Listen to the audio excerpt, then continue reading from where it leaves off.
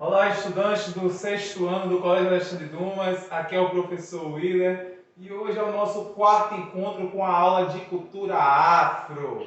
Que satisfação em estar com vocês sempre. Paciência, calma, que logo mais a gente vai estar aí juntinho na escola, beleza? Nosso tema de hoje é a luta do movimento negro pela escola e universidade. Talvez vocês estejam perguntando, novamente, professor? Novamente, sim. A gente ainda precisa concluir algumas coisas. Então, a gente aprendeu que o movimento negro foi um movimento social. E uma das finalidades desse movimento social, ele busca uma mudança ou uma permanência de alguma coisa, a permanência de alguma coisa que é boa e que querem tirar, ou a mudança, ou anexar algo que seja bom para a sociedade. E nesse caso a gente vai ver aqui que o movimento negro, esse movimento social, ele vai ser necessário na sociedade brasileira para lutar pela escola e a universidade. Aquilo que parece tão fácil, tão acessível hoje, onde a gente vê muitos jovens falando: ah, não quero ir para a escola não, ir para a escola é chato. Será mesmo que ir para a escola é chato? Então fica sabendo aí agora que no Brasil foi necessário um movimento social, grupo de pessoas reivindicar para que as populações negra e afro-brasileira, parda também, tivesse acesso à escola e tivesse acesso à escola de forma gratuita. Então, eu quero lançar um desafio para vocês. Vocês, logo após aqui a videoaula, vão pegar o caderno e vão produzir um texto em 20 linhas. Eu quero que vocês respondam os seguintes questionamentos.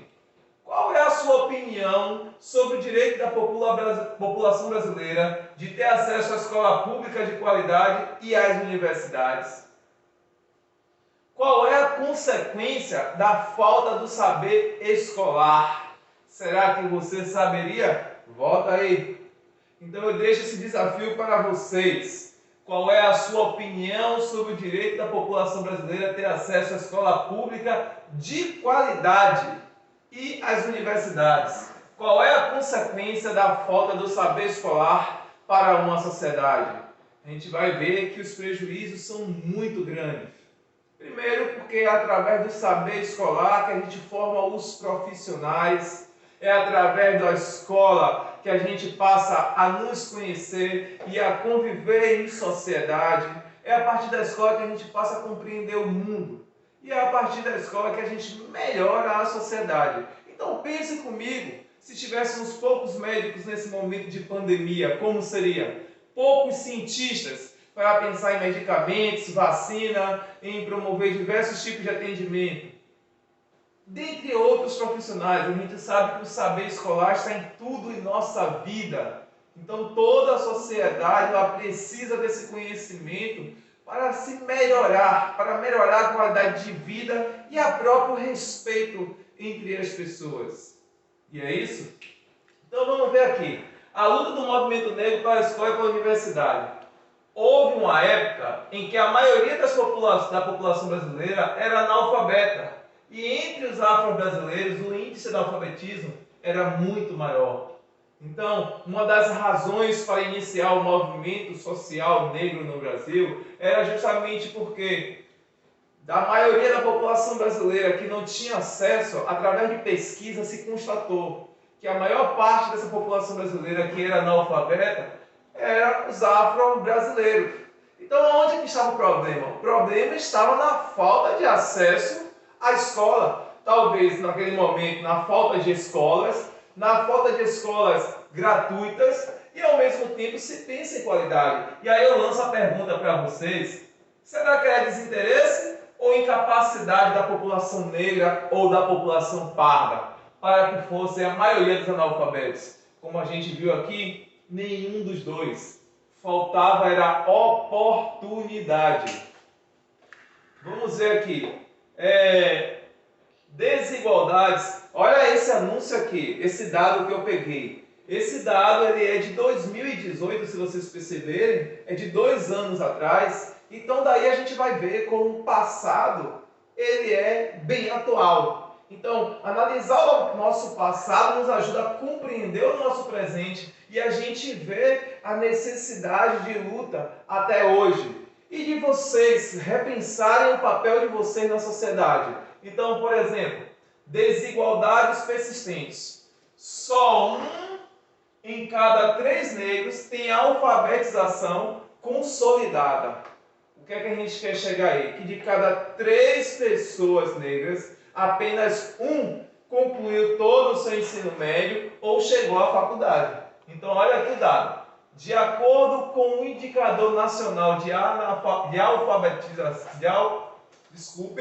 Alfabetismo Funcional, o INAF 2018, apenas um dos brasileiros negros entre 15 e 64 anos tem alfabetismo consolidado. Entre os brancos, esse índice corresponde a quase a metade, 45%.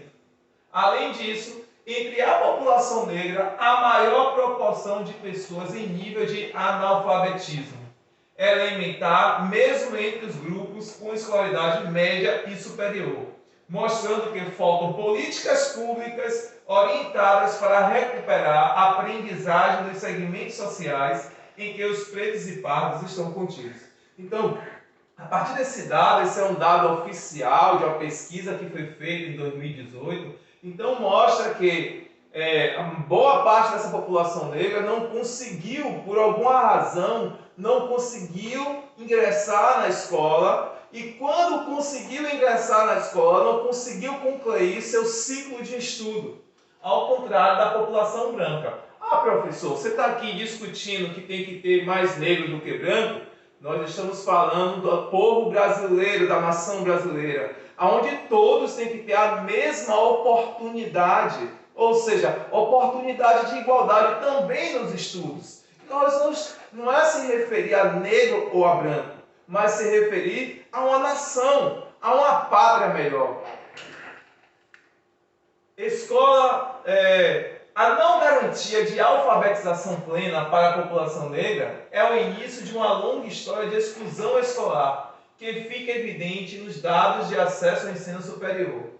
Apenas 12% da população negra cursa essa etapa de ensino. Entre os brancos, o índice é de 25%, de acordo com o Anuário Brasileiro de Educação em 2018. Então veja que essa problemática na educação, ela é algo histórico e ela vem a um passado que vem tendo consequências nesse presente. O pouco acesso dessas pessoas ao ensino superior. Então veja que normalmente sempre há uma margem de branco elevado. Isso significa um sistema de exclusão social por causa da cor da pele. Desde pequeno, veja esse relato é de um jovem chamado Daniel, e olha o que é que os pais dele falavam para ele. Esse jovem, os pais não tiveram acesso à educação como ele teve. Então veja o relato que ele diz. Desde pequeno, eu ouvia do meu pai e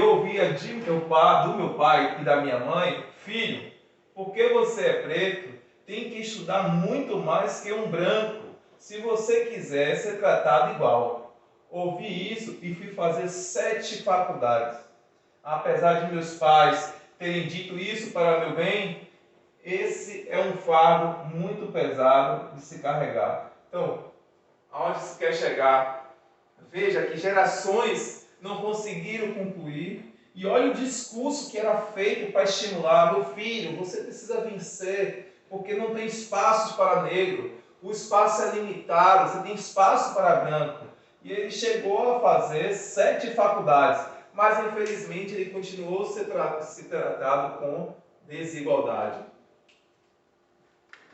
Então, eu quero encerrar a aula de hoje trazendo a seguinte reflexão. Essa imagem aqui talvez esteja escura para vocês. É a imagem de Nelson Mandela, é um dos mártires que ganhou o Prêmio Nobel da Paz por lutar contra o racismo no país dele, que foi a África do Sul, onde o racismo lá era lei, funcionava como lei. E ele, quando se tornou o primeiro presidente negro da África do Sul, ele procurou lutar contra o racismo entre negros e brancos brancos para negros. E olha o que é que ele fala de forma maravilhosa, né? Para que vocês possam refletir e que a gente possa pensar em uma sociedade alternativa. A educação é a arma mais poderosa que você pode usar para mudar o mundo. Então essa reflexão traduz o que a gente iniciou falando. Representa a busca por igualdade e consciência da cidadania. Se a lei brasileira diz que todos os brasileiros possuem o mesmo direito, porque esse direito à cidadania ele não é cumprido. Então daí a necessidade, a excelência desse movimento social, que é o movimento negro, nessa busca por melhorar não só a condição do negro, mas a sociedade brasileira. Espero que eu tenha contribuído com a informação e a gente se encontre até a próxima.